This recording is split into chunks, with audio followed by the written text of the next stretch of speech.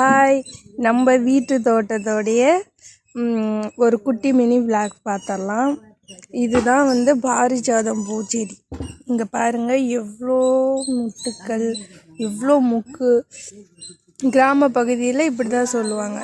இது பெலா மரக்கன் பலா. இது ரொம்ப ஸ்வீட்டாக இருக்கும். இதில் காய்க்கிற பெலாக்காய் இங்கே பாருங்கள், எவ்வளோ முக்கு, இவ்வளோ அழகாக இருக்குது. செடி எவ்வளோ அழகாக படர்ந்துருக்கு. அடுத்தது இது அரளிப்பூ செடி. இவ்வளோ உயரம் பாருங்கள். அப்புறம் இது தென்னை மரம். தென்னை மரம் ஆல்ரெடி 2-3 மரம் இருக்குது, காய்க்கிறது. இது இப்போ தான் வளர்ந்துட்டுருக்கு. இது மாமரம். இது ஸ்வீட்டாக இருக்கும். இதனுடைய காய் பார்த்திங்கன்னா, இது ஒட்டு மாங்கான்னு சொல்லுவோம் பார்த்தீங்களா, அந்த மரம் தான். இதுலேயே நிறைய கன்று வச்சுருக்கோம் நாங்கள். கனகாமரம் செடி, பூச்செடி வச்சுருக்கோம். பெலா மரம் இதெல்லாம் இங்கே இருக்குது.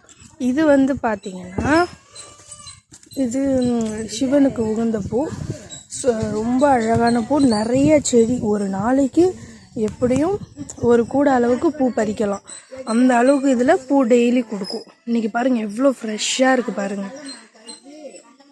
அடுத்தது கனகாமரம் செடி பாருங்கள். இதில் சொல்லவே வேணாம், ஒரு நாளைக்கு மேக்ஸிமம் நிறைய பூ கொடுக்கும்.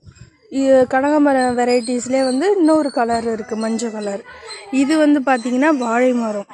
இது 3 to 5 அடியில் நிறைய காய், ஸ்வீட்டான பழம் கொடுக்கும்.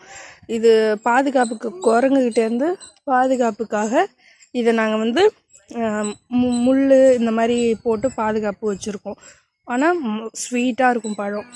அடுத்ததுன்னு பார்த்திங்கன்னா, இதெல்லாம் கனகாமரம் செடி தான். இந்த தோட்டம் ஃபுல்லாகவே இது தான் அதிகம். இது டிசம்பர் பூச்செடி பாருங்கள். மணத்தக்காளி கீரை செடி. இது பார்த்திங்கன்னா, இது சம்மங்கி செடி. சம்மங்கி செடி இப்போ தான் வளர்ந்துகிட்ருக்கு. அதுக்கப்புறம் நாங்கள் காட்டுறோம் பூ பூத்த பிறகு. இதை பார்த்திங்கன்னா, இது குண்டு மல்லி. இது ஒரு பன்னீர் ரோஸ் அளவுக்கு பூ பூக்கும்.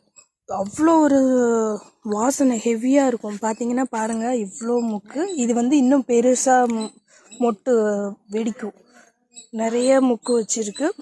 இப்போ காற்று அடித்ததில், கொஞ்சம் மழை பெஞ்சு காற்று அடித்ததுனால செடியெல்லாம் அகலமாக இதாகிடுச்சு. பார்த்திங்கன்னா அவ்வளோ ஒரு பூ பூக்கும். ஒரு பூவும் ஒரு ரோஜா அளவுக்கு இருக்கும். அப்புறம் இங்கே நிறைய மாமரங்கள்.